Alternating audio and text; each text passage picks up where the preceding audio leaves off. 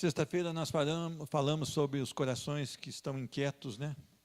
As pessoas estão, parece que desesperadas, correndo como atrás do vento, nunca têm encontrado a felicidade, não têm encontrado a verdadeira alegria, porque talvez, ou com certeza, não têm buscado na fonte certa e não têm esperado no Senhor. Ontem à noite nós fomos ministrados aqui no culto de jovens também, sobre a perspectiva de que o seu pai e a sua mãe podem te abandonar, mas o Senhor jamais te abandona. Então nós deveríamos estar totalmente voltados para o Senhor. Hoje pela manhã, nós aprendemos que o problema somos nós. Talvez você pense que o problema está na denominação que você está, o problema está no seu cônjuge, o problema está no seu filho, o problema está no irmão da igreja, o problema está no pastor da igreja. Todos eles têm problemas e todos eles podem causar algum desconforto no seu coração.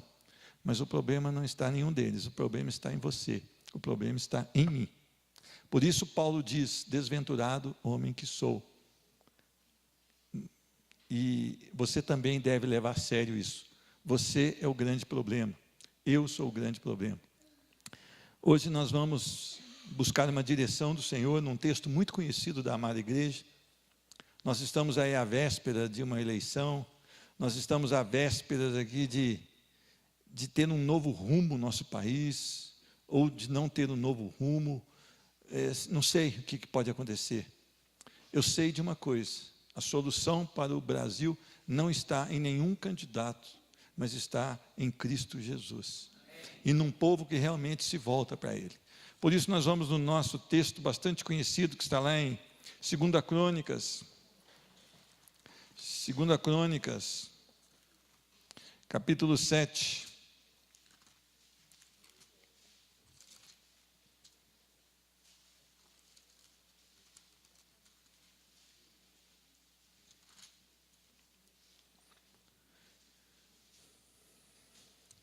Abra sua Bíblia. 2 Crônicas, capítulo 7. Antes de nós lermos o versículo, eu queria orar no nome de Jesus Cristo. Senhor Deus, muito obrigado pela sua compaixão, pelo seu amor. Muito obrigado pela sua vida na nossa vida. Muito obrigado porque agradou ao Senhor nos salvar, nos atrair com a cruz de Cristo Jesus. Agradou ao Senhor antes da fundação dos tempos, ter um projeto de reconciliação do homem em Cristo Jesus, o homem sendo reconciliado com Deus Santo e Poderoso, através de Cristo Jesus, único caminho, única verdade, única vida. Tudo isso, Senhor Deus, cada dia que nós lemos a Tua Palavra, nós temos entendido um pouquinho mais, mas é um mistério grandioso demais para a mente humana, é um mistério grandioso demais para homens defeituosos, pecadores, que ainda têm a inclinação da carne. Então nós pedimos a Tua misericórdia essa noite. Senhor Deus, não há nada que o Teu servo que está aqui à frente possa falar para trazer consolo, conforto aos corações. Não há nada que o Teu servo possa falar, Senhor Deus, para que as almas aqui sejam vivificadas, porque o Teu servo depende totalmente e exclusivamente da Tua misericórdia, Senhor Deus. Vem com Teu poder, Senhor Deus, e através de um servo, Senhor Deus, totalmente inútil, se não pelo sangue do Cordeiro, e faz uma obra aqui hoje, Senhor Deus, que vidas sejam tocadas pelo poder do Espírito Santo, que haja perdão aqui essa noite, que haja desejo de profundidade em conhecimento da Tua Palavra, que haja desejo, Senhor Deus, de deixar de olhar para o lado, para o irmão, para a irmã, e olhar para a Tua Palavra, para a Tua verdade, olhar para um Deus vivo, santo e poderoso, onde não há qualquer falha e qualquer erro, entender o que somos, nada, miseráveis, desprovidos de tudo. Vem, Senhor Deus, promove aqui salvação, Senhor Deus, somente o Senhor pode salvar vidas aqui essa noite. Promove aqui reconciliação, Senhor Deus, promove aqui arrependimento de pecado, Senhor Deus. Talvez o maior pecador desta sala aqui hoje, Senhor Deus, ele pode ser encontrado por Cristo Jesus. Senhor Deus, o Senhor pode fazer a obra que nenhum homem pode fazer, Deus. Talvez aquela pessoa que entrou aqui e disse: olha, eu vou, mas eu não tenho qualquer esperança, porque eu tenho pecado contra esse Deus que eles pregam ali. Não há para mim nada que possa fazer com que eu possa me voltar para esse Deus. Nós sabemos que o teu Espírito Santo pode fazer. O seu Espírito Santo pode voltar um coração para a tua palavra, Senhor Deus. Ah, Deus, como seria bom, Senhor Deus, se nós tivéssemos a notícia de que um homem ou uma mulher, ou vários homens e várias mulheres foram tocados pelo poder da tua palavra. No nome de Jesus Cristo, Senhor Deus, tem misericórdia de cada um de nós. Amém e amém. Meus irmãos, todos vocês devem estar preocupados com a situação que nos encontramos hoje. Eu estava conversando com Daniel antes de começar o culto, e ele disse que houve um protesto onde as pessoas estavam despidas, protestando, dizendo que não são a favor da família, que não são a favor da criação de uma criança da maneira de Deus, que não defendem que um homem deve ser chamado de homem, uma mulher deve ser chamada de mulher, e para isso, eles foram com muita ira às ruas, despidas, tentando ali à força ganhar ali a confiança, ganhar a opinião, ganhar o voto das pessoas. E eu quero confessar a vocês que eu também tenho estado com o coração apreensivo, porque eu vejo que nesse tempo que nós vivemos, que talvez seja o último tempo, as pessoas têm aderido com muita facilidade às coisas contrárias à palavra de Deus. É muito mais fácil você hoje atrair uma pessoa para um caminho totalmente fora da palavra de Deus, mas é muito fácil, quanto mais escandaloso, parece que mais as pessoas querem. E é interessante que isso tem causado muita dor no coração de um servo, de uma serva, de um homem, de uma mulher que prezam valores, e principalmente os valores bíblicos. A devassidão que estamos presenciando, talvez dê uma indicação clara de que é chegado os últimos tempos. Se eu falasse aqui que eu tenho uma revelação, que o tempo final seria X, eu estaria mentindo. Só o Pai tem. Mas nós podemos observar que há uma degradação total dos valores e princípios bíblicos. Por quê? Os que estão dentro estão tímidos, não estão ousados em defender a fé em Cristo Jesus. Muito pelo contrário, têm negado Jesus através das suas ações. Se apresentam com cânticos, se apresentam com louvores, se apresentam nas reuniões do templo, se apresentam no tempo de oração, mas na verdade, quando eles vão agir, quando eles estão ali arquitetando os seus projetos, eles comprovam que jamais conheceram Cristo Jesus. Qual seria então a solução? Será que a solução se encontra nas eleições de 2018? Ou será que a solução se encontra na palavra de Deus? É interessante que Davi, ele preparou o material para edificar o templo, mas isso coube pelo próprio Deus, pela ordem do próprio Deus a Salomão. E diz a palavra que Salomão, então, quando ele conclui aquele templo, ele se ajoelha num lugar que tenha mais ou menos 2,5 metros por 2,5 metros no templo, se ajoelha, ergue as mãos para o céu e ora ao Senhor e diz: ó Senhor Deus de Israel, não há Deus como tu nos céus e na terra, como tu que guardas a aliança e a misericórdia de teus servos, que de todo o coração andam diante de ti. Meus irmãos, Salomão está aqui findando uma tarefa, está dizendo que Deus é o centro da vida dele, pelo menos até esse momento. E ele continua, não se preocupe em achar, prestem atenção. Atenta, pois, para a oração de teu servo e para a sua súplica, ó Senhor meu Deus, para ouvirdes o clamor e a oração que faz o teu servo diante de ti. E ele coloca algumas situações que poderiam acontecer quando alguém pecar contra o seu próximo. Viremos aqui e oraremos. Atende a oração e perdoa. Quando o teu povo de Israel, por ter pecado contra ti, perder as batalhas, e se converter e confessar o teu nome, e orar e suplicar diante de ti, nesta casa, ouves dos céus e perdoa o pecado do teu povo. Quando os céus se cerrarem e não houver chuva, por o povo ter pecado contra ti, e ele vier aqui orar nesse lugar, atenta para a oração dos teus servos.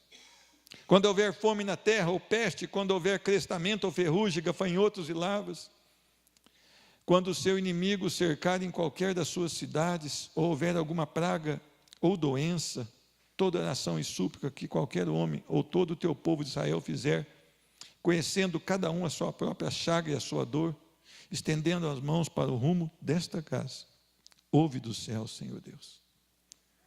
Também ao estrangeiro que não for do teu povo de Israel, porém vier de terras remotas, por amor do teu grande nome, e por causa da tua mão poderosa e do teu braço estendido, e orar voltado para esta casa, ouve tu dos céus, do lugar da tua habitação.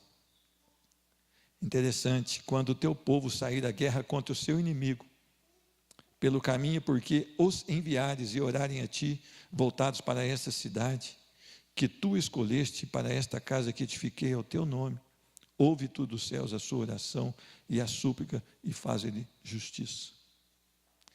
Meus irmãos, ele termina o versículo 6 dizendo: agora, pois, ó meu Deus, estejam os teus olhos abertos e os teus ouvidos atentos à oração que se fizer neste lugar. Diz a palavra que depois então Salomão acabou de orar e fogo desceu do céu e consumiu o holocausto. A aprovação do Senhor diante de toda essa obra e da oração de Salomão. É interessante que Salomão então, ele oferece sacrifícios ao Senhor, sacrifícios de 22 mil bois e 120 mil ovelhas. O desejo de Salomão até o momento era servir ao Senhor, era honrar ao Senhor, era que o nome do Senhor fosse glorificado. E há uma resposta do Senhor no capítulo 7, versículo 14. Diz a palavra do Senhor: se o meu povo, que se chama pelo meu nome, se humilhar e orar, e me buscar e se converter dos seus maus caminhos, então eu ouvirei dos céus, perdoarei os seus pecados e sararei a sua terra. Meus irmãos, quais são as nossas dificuldades hoje? Quais são as tendências do povo chamado povo de Deus, ou povo evangélico? Nós estamos tentando organizar coisas que o Senhor não nos pediu para que organizássemos. Nós estamos como Caim, querendo oferecer um culto à nossa maneira e não à maneira de Deus. A nossa vida muitas vezes tem um ar de piedade, tem um ar de devoção, mas nós estamos vivendo como ímpios dentro da comunidade chamada povo de Deus. As nossas atitudes mostram a nossa impiedade, a nossa irrelevância quanto à palavra de Deus. As nossas atitudes, os nossos pensamentos e as nossas palavras ferem os irmãos, caluniam os irmãos. As nossas ações, elas vêm para tentar jogar por terra tudo aquilo que nós temos pregado, por não ter vivido.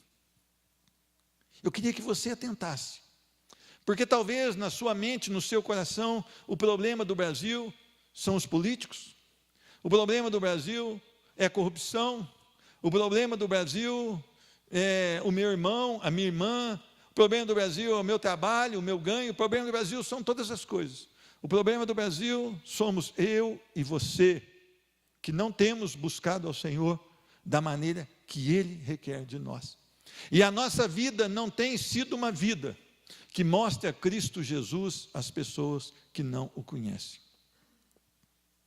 Eu queria que você atentasse bem para esse texto, se o meu povo se voltar para mim, diz o Senhor.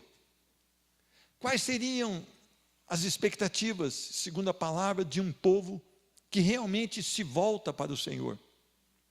Um povo que deixa a religiosidade, o ser politicamente correto, e mergulha na palavra do Senhor, com todo o seu coração, com todo o seu vigor, com todo o seu desejo. É interessante que a palavra do Senhor nos dá 4 ações importantes que nós devemos ter aqui. O próprio Senhor nos disse: se o meu povo, que se chama pelo meu nome, esse povo que ora para mim, esse povo que bate no peito e diz que é cristão, esse povo que tem oferecido cultos a mim, esse povo que tem entrado num templo de adoração toda semana e tem me adorado, esse povo que se veste diferente porque é um povo que preza pela decência, esse povo que anda com uma Bíblia debaixo do braço, esse povo, ele precisa ter algumas ações que eu não tenho visto neles. O problema não é o ímpio que tem causado dano ao Brasil, o problema é o meu povo que se chama pelo meu nome, que não tem observado aquilo que eu quero, que tem oferecido cultos, que não vão chegar até mim, porque não são a minha maneira, mas são a maneira deles próprios. Em muitos altares o fogo estranho tem descido, porque os próprios líderes não têm buscado direção na palavra do Senhor. A primeira característica que o Senhor pede de nós: se o meu povo se humilhar. Meus irmãos, se humilhar não é vir aqui domingo com cara de santo, não é vir aqui domingo com a cabecinha torta, com a Bíblia debaixo do braço. Se humilhar é na minha segunda-feira, é na minha terça-feira, é durante toda a semana, é quando eu estou em casa, é quando eu vou fazer alguma coisa que não agrada ao Senhor, então eu reconheço que eu estou longe dos padrões de Deus. Isso é se humilhar, é reconhecer que você está longe dos padrões de Deus. Talvez você possa bater no peito e falar: eu sou crente, eu não sou nada do que ele está falando. Tá bom, você pode ser melhor que eu, você pode ser melhor que o irmão que está ao seu lado, mas compare seu padrão com Deus, com Cristo Jesus, se alinhe a Ele. Como é que você vai fazer isso? Pela palavra. A palavra diz quem é Deus, quem é Jesus, quem é o Espírito Santo, e quais as suas características, e quais são a frutificação de um homem que nasceu de novo, que vive em Cristo Jesus e que é habitado pelo poder do Espírito Santo. Meus irmãos, como é que eu vou reconhecer que eu estou longe dos padrões de Deus? Quando eu me comparo com Deus, e não com o meu irmão. Se vocês olharem para mim, vocês vão ter uma lista de muitos defeitos. Eu tenho certeza que se eu der um papel aqui, uma folha em branco, e falar assim: por favor, os defeitos que você vê no irmão Pedro, escreva. Eu tenho certeza que alguns de vocês vão escrever dos dois lados. E eu não posso falar que vocês estão errados, porque talvez eu seja tudo isso mesmo. Mas então, não olhe para mim, olhe para Deus. Tente colocar algum defeito em Deus. Pega a mesma folha e coloque um defeito em Deus. Tente colocar isso. Tente colocar alguma característica onde Deus falhou, onde Deus te decepcionou. Não olhe para um miserável como eu, como seu irmão que está ao seu lado. Olhe para Cristo Jesus e se humilhe diante dele. Talvez no final disso tudo, você não vai escrever nenhum defeito do seu irmão, mas você vai escrever como Paulo escreveu: miserável homem que sou, desgraçado homem que sou, infeliz homem que sou, desventurado homem que sou. Meus irmãos, humilhar é reconhecer que eu não sou superior a ninguém. Meus irmãos, o servo mais simples aqui, você deve olhar para ele e considerá-lo superior a você mesmo. Você precisa começar a entender o que é humilhação. Humilhar-se é reconhecer que eu sou totalmente dependente de Deus.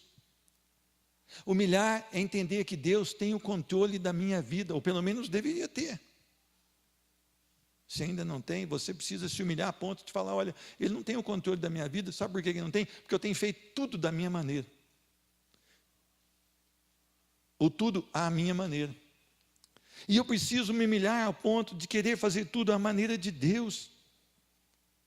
Meus irmãos, se humilhar é entender que, na verdade, eu não tenho controle de nada. Eu apenas meto os pés pelas mãos e faço tudo errado.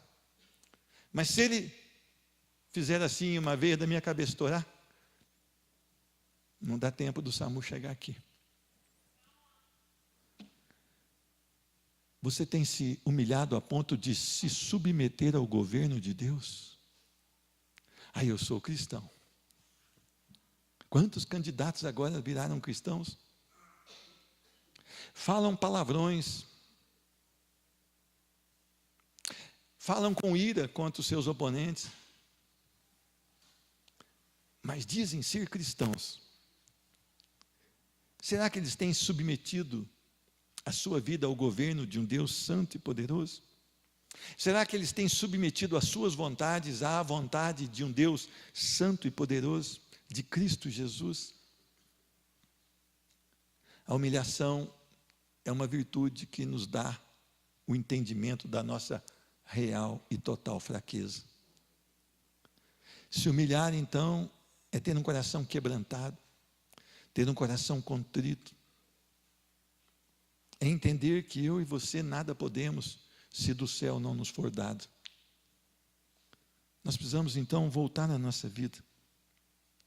Se humilhar é reconhecer que eu sou um peregrino em terra estranha e que nada desse mundo eu vou levar. Semana passada foi legal porque um amigo me ligou e falou assim: como é que tá? Falei: tô achando que vai dar isso. A gente comenta, né, de política, né? Ele falou: você fica falando, mas se fulano ganhar, ele vai tomar tudo que é teu. Eu falei: tomar o quê? O que eu tenho não pode tomar. Eu tenho Cristo Jesus vivo dentro de mim. O resto ele pode ficar com tudo. Porque eu tenho a promessa da Nova Jerusalém. Porque Cristo Jesus foi à cruz e salvou um miserável pecador como eu. Toda a honra, toda a glória, todo o mérito é de Cristo Jesus. Porque Ele quis salvar, talvez o pior dos pecadores aqui dentro, chamado Pedro Nogueira. Isso eu não sei te explicar. Mas Ele foi com a sua graça e salvou. Meus irmãos, a palavra também nos chama para orar. As pessoas pensam que orar é repetir algumas palavras, depois fazer alguns sinais e sair andando e continuar a sua vida. Ou então é passar diante de um templo de adoração e tirar o seu chapéu. Ou então é ter frequência em algumas programações de alguma denominação. Orar é o clamor de uma alma dependente de um Deus santo, poderoso, misericordioso. Orar é me voltar para o Senhor e depositar toda a minha confiança nele. E buscar um relacionamento tão maravilhoso com Ele. E um relacionamento que está sujeito à sua vontade. Quando nós falamos: irmãos, há uma reunião de oração, não é para fazer você ser um ritualista, um religioso. Eu tenho que estar lá, porque falou que tem que estar lá. Não é isso. É o privilégio de, junto com o seu irmão, depender do Senhor, gritar e gemer com a sua alma e declarar: eu nada posso, mas Tu és o Deus da minha vida, e ao Senhor eu me curvo, eu me dobro. É me disciplinar em submissão a Deus, a tal ponto de encontrar o prazer na dependência total e exclusiva dEle. Orar é louvar ao Senhor, sozinho, no meu quarto, fechando a porta sobre a minha vida, e que ninguém vai poder me aplaudir. Por isso o ministério da oração é um ministério de pouca procura, porque não há aplausos para a oração. A oração, a maioria delas é feita em secreto. Então não há como o irmão falar: olha, o irmão ora, hein? Porque você está em secreto. E você não anuncia isso. Mas você encontra prazer nessa dependência. Quando eu oro, eu louvo a meu Deus. Eu confio no meu Deus. E eu encontro sabedoria nas minhas ações. Porque a palavra do Senhor diz que aquele que quer sabedoria, peça a Deus que Ele dá. E é interessante que nós precisamos de sabedoria, porque são tantas dificuldades que nós encontramos e tantas situações inesperadas. Olha, dentro da sua própria família, são tantas decisões importantes e decisões que você jamais pensou em passar. E talvez você está vivendo, está sendo difícil você decidir. Eu tenho um conselho: redobre o seu tempo de oração. Se prostre diante do Senhor. Se o meu povo se humilhar e orar. Meus irmãos, a oração é algo sério. Se você vê uma pessoa orando, aqui nesse tempo, quando você chegar, feche a sua boca. Alguém prostrado diante da realeza nesse lugar. Hoje nós não temos qualquer reverência para a oração. Tanto é que muitas vezes nós entramos no templo, se tivesse uma bolinha a gente até jogava.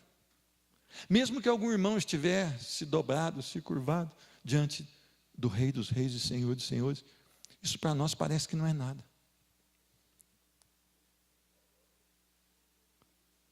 Jesus nos deu o exemplo da oração. Mesmo sendo Deus, Ele mantinha submissão ao Senhor e se retirava para orar. E os seus discípulos não conseguiam também participar da jornada de oração. Sabe por quê? Porque eles não tinham a comunhão que Jesus tinha. Porque eles não buscavam a comunhão da maneira que Jesus buscava. Homens e mulheres que fizeram a diferença aqui eram homens e mulheres de oração. Paulo, Silas, quando receberam açoites, eles tinham vida de oração, eles tinham dependência do Pai. E como é que foi refletir isso? Depois de apanhar, de ser despido em praça pública, hoje você vê as pessoas andarem nus pela rua, achando que é vantagem. Mas para os valores de Paulo, isso era terrível. E para os costumes daquele tempo, era algo vergonhoso. Ele foi despido e apanhou, porque expeliu os demônios de uma jovem adivinhadora, e os seus donos perderam a fonte de lucro. E ele foi preso injustamente, e diz que à meia-noite eles cantavam louvores ao Senhor. Isso é reflexo de uma vida de oração. Meus irmãos, nós estamos vivendo a geração do mimimi. Mimimi. Sabe o que é isso? É falta de oração. É falta de dependência de Deus. É falta de clamor a Deus. É falta de vida no altar. Por isso nós temos tanto tempo para fazer confusões. Eu e você estamos equivocados. Sabe por que Estevão conseguiu orar durante o apedrejamento? Porque certamente ele tinha uma vida de oração antes do apedrejamento. Quando ele estava sendo apedrejado, diz a palavra que ele olhou e viu Deus, a glória de Deus, e Jesus Cristo à sua destra. E ele bradou enquanto recebia pedras: Senhor, perdoa, porque eles não sabem o que fazem. Exclamando assim, adormeceu ou morreu. Nós estamos com vida de oração a ponto de, se formos apedrejados, glorificarmos o nome do Senhor? A nossa vida de oração é tão intensa. A nossa vida de oração, será que é como a de Elias, que ele orou e não choveu por 3 anos e meio? E depois ele orou e a chuva veio. A nossa vida de oração é tão forte como a vida de Eliseu, que quando aquela senhora perde o seu filho, ele vai, clama ao Senhor e deita sobre o filho, e a alma retorna àquele jovem. Que tipo de vida nós temos de oração? Qual é a diferença que nós temos feito no reino espiritual? Qual é a diferença que nós temos feito em Poços de Caldas? Uma vida de oração mostra que um homem vive para o Senhor. Uma vida de oração, ela mostra que nós temos realmente uma dependência total e exclusiva do Senhor. Mas ele diz algo mais aqui nesse texto. E me buscar. Interessante que buscar a face de Deus é desejar comunhão com Deus. Voltar a minha vida para o Senhor e na direção de Deus. Conseguindo enxergar o poder e o amor de um Deus santo e poderoso. Então, eu desejo esse Deus. Eu tenho prazer nas coisas de Deus. Meus irmãos, eu tenho uma grande alegria nos domingos, aos domingos. Estou tentando melhorar meu português, porque para um roceiro não é fácil, não. Um roceiro, ele sofre muito. A minha esposa sabe disso, que eu passo uma tarde perturbada. Hoje foi uma calamidade. Porque é muito difícil você trazer algo de Deus para as pessoas. Principalmente porque eu me conheço e sei das minhas limitações. Mas quando eu confiro a água daquele ônibus, o óleo, e sento naquele ônibus para preencher o tacógrafo e oro ao Senhor e glorifico a Deus pelo privilégio que eu tenho de levar as ovelhas do Senhor para um culto de adoração. Aquilo enche o meu coração de gozo e de alegria. Domingo é um dia que eu não consigo descansar e nem relaxar, a não ser por alguns minutinhos. Mas é um dia que, ao mesmo tempo, ele me traz grande prazer e grande privilégio. Meus irmãos, buscar a Deus é maravilhoso, mas imagina você poder conduzir as pessoas para buscar a Deus. Imagina só que privilégio, que honra. Imagina só que prazer você dizer: Senhor Deus. As pessoas vão entrar por esses degraus aqui desse ônibus. Muitas delas vão estar desesperadas, outras vão estar abatidas, algumas talvez sem qualquer perspectiva de um futuro. Senhor Deus, tem misericórdia de cada uma delas e que elas sejam cheias do Teu Espírito hoje. E que elas possam entender que te buscar, te adorar e te louvar é imensamente melhor do que receber as Tuas bênçãos. Meus irmãos, eu e você, nós precisamos disso, de buscar a Deus pelo que Ele é, não porque Ele nos pode dar alguma coisa. Ele é Deus, Ele é digno de honra, de glória e de adoração. Ele merece todo o nosso louvor. E eu e você precisamos buscar a face do Senhor e ter prazer na presença de Deus, desejando estar diante dEle, nos apresentar diante dEle. As pessoas caminhavam para ir a Jerusalém. A minha avó tinha pouca leitura, mas a minha avó levava 7 filhos a um culto na roça. E é interessante que eram 7 quilômetros, 1 quilômetro para cada filho, eu acho. Eles não podiam calçar o sapato, porque senão chegariam sujos, então eles tinham que ir descalço, chegar lá, lavar o pé e pôr o sapato. Uma mãe hoje, ela tem 2 filhos, 3. Tirando a Karina com o Emerson. Né? Viviane também com Elis, né? Fazia propaganda aqui da bênção, não é verdade ou não? Encheram a aljava. Nós estamos fracos, irmã Leamar. Nossa aljava está murcha. Mas olha que bênção, poder conduzir os filhos por 7 quilômetros. Eu creio que, para quem tem mais filhos, sabe a dificuldade que é alinhar todos na hora de ir para o culto, né? Vai tomar banho, vai, esfregou atrás da orelha, tal, ajeitou, está com a Bíblia já, pôs perfume, deixa eu ver, né? Escovou o dente, faz, cai na unção. Mas tem que preparar e tem que levar. E para isso, tem que andar por 7 quilômetros. Hoje nós achamos difícil vir num culto de adoração com 2 filhos. E os 2 filhos mandam em nós. Não é teu caso, né, irmã Ana Flávia? Que você sabe. Glória a Deus pela vida dela. Pelo menos por enquanto, até aqui o Senhor nos ajudou. Toda a honra é do Senhor. A gente só faz a pressão, mas quem dá graça é o Senhor. Hoje as famílias têm dificuldade de entrar num culto de adoração, porque diz que tem 1 filho, 2 filhos, e o clima não está bom, tem um vento sudoeste chegando, e pode um filho pegar resfriado, e tem que dormir à tarde, e fica aquela família morta na parte da tarde. Tudo na unção lá da oração. Misericórdia, gente. Isso não é vida de crente. Isso não é vida de crente. Meus irmãos, é desejar, como diz a palavra, ardentemente o leite espiritual.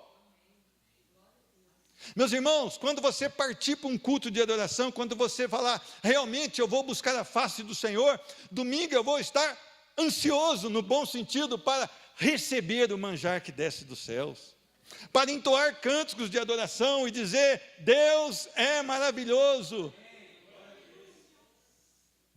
Nas minhas orações, a caixa de pedidos vai ficar em casa, porque eu quero uma caixa de louvores ao meu Deus, e eu vou estar tão apaixonado pela presença e pela face do meu Deus, que eu vou só adorá-lo, e eu vou esquecer que eu tenho necessidades aqui numa vida transitória, porque a minha maior necessidade é dizer que Ele é bom. Será que tem alguma coisa errada conosco? Nós não temos buscado a face do Senhor? Salmo 27 diz, versículo 8, a teu respeito diz o meu coração, busque a minha face, a tua face, Senhor, buscarei. Meus irmãos, o verdadeiro cristão, aquele apaixonado por Jesus, ele se deleita na presença do Senhor, ele se alegra na presença do Senhor, ele só se sacia na presença do Senhor. Então eu queria chamar a tua atenção, não estou querendo ensinar você a viver, eu estou querendo dizer que há coisas prioritárias na sua vida, que talvez você tenha deixado escapar, porque você veio de uma cultura que tem que fazer de uma maneira, e se você for para a palavra, você vai ver que é de outra maneira, e buscar a face do Senhor não é aqui dentro, é lá na minha casa, é lá no meu trabalho, e ela também aqui. Meus irmãos, recorram ao Senhor e ao seu poder, busque sempre a sua presença, Salmo 105, 4. Você tem recorrido ao Senhor e buscado a sua presença, buscado a sua face? E ele diz mais uma coisa para nós. Primeiro ele diz, se humilhe, ore, me busque e converta dos seus maus caminhos. Ah, isso não é para mim, porque eu sou bom. Talvez nós sejamos como o jovem rico, tirando o dinheiro dele. Mas tudo isso eu tenho feito, Senhor. Tudo isso eu tenho feito. Talvez nós devemos chegar à realidade de que nada do que o Senhor tem requerido nós temos feito. Ou quem sabe, muito pouco daquilo que o Senhor tem para nós. Meus irmãos, eu vou fazer uma pergunta para você, não me leve a mal. Mas se você fizesse uma perspectiva agora da sua vida, você tem sido realmente uma pessoa que tem vivido aquilo que Deus quer e espera? Faça um balanço aí rápido, não precisa levantar a mão e nem dizer o resultado. Mas será que você precisa se converter dos seus maus caminhos? Isto é um arrependimento profundo e sincero e bíblico. Bíblico. Meus irmãos, o arrependimento, segundo a palavra, traz salvação. Mas a tristeza, segundo o mundo, traz a morte. Se eu fiquei triste porque a palavra me confrontou e moeu o meu coração e apontou um tanto de erro e de pecado no meu coração, essa tristeza, segundo a palavra, traz arrependimento e esse arrependimento traz salvação. Mas se eu toda semana, pela palavra, eu vejo que eu estou errado e fico com remorso e volto a praticar tudo e viver da mesma maneira, isso vai me trazer morte. Tome cuidado. Você não é inocente. Você recebeu a palavra. Ainda que só por hoje, não tem problema, você recebeu. Você não seria inocente nem se não tivesse recebido, mas agora é muito mais. Quais as decisões que você vai tomar? A oração de Davi, ela é uma oração muito forte. Salmo 139, quer ver o que diz aqui? Salmo 139. Quando Davi entende a grandeza de Deus, que Deus o conhece, ainda substância informe, que Deus conhece as suas palavras antes que elas foram liberadas, chegando no final deste salmo, versículo 23, ele declara ao Senhor em oração: sonda-me, ó Deus, e conhece o meu coração, prova-me e conhece os meus pensamentos, vê se há em mim algum caminho mau e guia-me pelo caminho eterno. Um homem segundo o coração de Deus, Davi. Um homem que errou, sim, mas um homem que prezava em obedecer ao Senhor.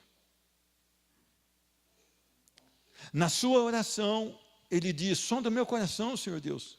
Dá uma olhada, Senhor Deus, porque eu posso não ter identificado coisas terríveis, e o Senhor, por favor, me guia por um caminho de eternidade. Às vezes, nós não temos dado valor à palavra, mas a palavra traz todos os cuidados sobre a vida de um cristão. A palavra, ela tem trazido direção dia após dia nas nossas vidas.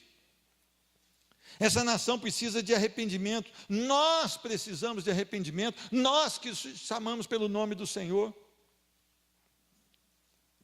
Temos vivido como se Deus fosse um coadjuvante, um participante apenas da nossa vida.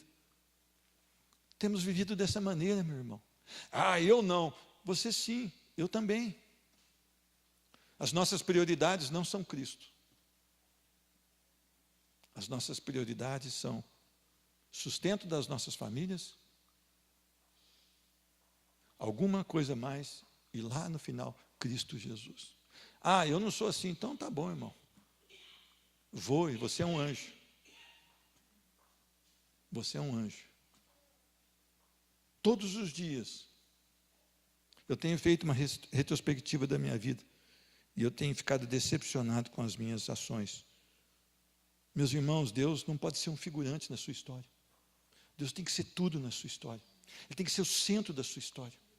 Ele tem que ser o principal da sua história. Primeiro Deus, o resto é resto. Nós temos feito ao contrário. Primeiro as coisas, depois Deus, quando sobra. Eu sei que nós temos dificuldade, eu tenho essa dificuldade, e na minha vida tem sido isso que eu tenho pregado aqui agora, totalmente adverso à palavra do Senhor, mas eu tenho me cobrado, eu tenho conversado com a minha esposa, que Deus precisa ser o centro da minha vida. Eu tenho conseguido renunciar a algumas coisas, mas ainda me falta muito, e talvez seja a sua experiência hoje também, te falta muito. Temos levado a caminhada cristã na brincadeira, porque nós não temos seriedade na palavra do Senhor. E se nós tivermos seriedade na palavra do Senhor, o nosso testemunho de hoje em diante vai ser diferente. E nós vamos ver que tem muito pecado escondido nos nossos corações. Tem muitas coisas que nós estamos fazendo, mas que não agradam ao Senhor, e não estão nos moldes da palavra do Senhor, mas estão nos desejos carnais das nossas vidas, e nas nossas vontades, que também são muito mais carnais do que espirituais. O bem que eu quero, eu não faço. Mas o mal que eu não quero, este sim, eu faço. Onde está a sua vida? Onde está o seu coração? Converta-se dos seus maus caminhos.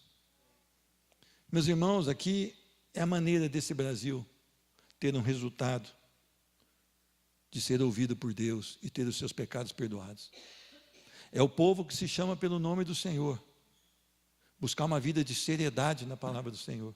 Eu e você que dizemos que o Senhor é o nosso Rei, as nossas atitudes não estão de acordo com a santa palavra de Deus. Talvez nós sejamos muito mais fariseus do que achamos.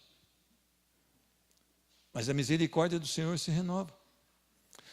E hoje é tempo de acertar a nossa vida com o Senhor. Hoje é tempo de buscar a face do Senhor. Eu queria que você prestasse muita atenção. O que a palavra de Deus tem falado para você? Que tipo de vida você vai levar diante do Senhor? A palavra do Senhor diz: se o meu povo que se chama pelo meu nome se humilhar e orar e me buscar e se converter dos seus maus caminhos, então eu ouvirei do céu, perdoarei os seus pecados. A primeira necessidade do homem não é a terra ser sarada, não é você ser curado, não é uma porta de emprego para você. A primeira necessidade minha e sua é perdão de pecados, porque nós temos pecado contra o Senhor e nós pecamos todos os dias, e a nossa oração deveria ser: perdoa, Senhor, porque eu tenho pecado contra ti.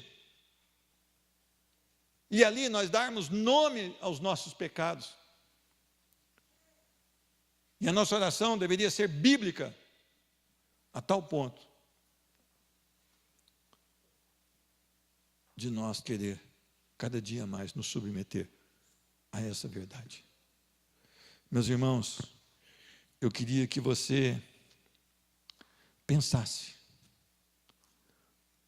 muito sobre a sua vida hoje. O nosso Brasil vai de mal a pior. Mas tem alguém que pode mudar a história desse Brasil: Jesus Cristo. Não é nenhum desses candidatos que você talvez tenha dado a vida por algum deles. Nenhuma dessas bandeiras vai poder aliviar você da opressão. Há uma solução para essa nação: nós que nos chamamos pelo nome do Senhor, voltarmos para o Senhor e fazer as coisas da maneira do Senhor. Que Deus te abençoe.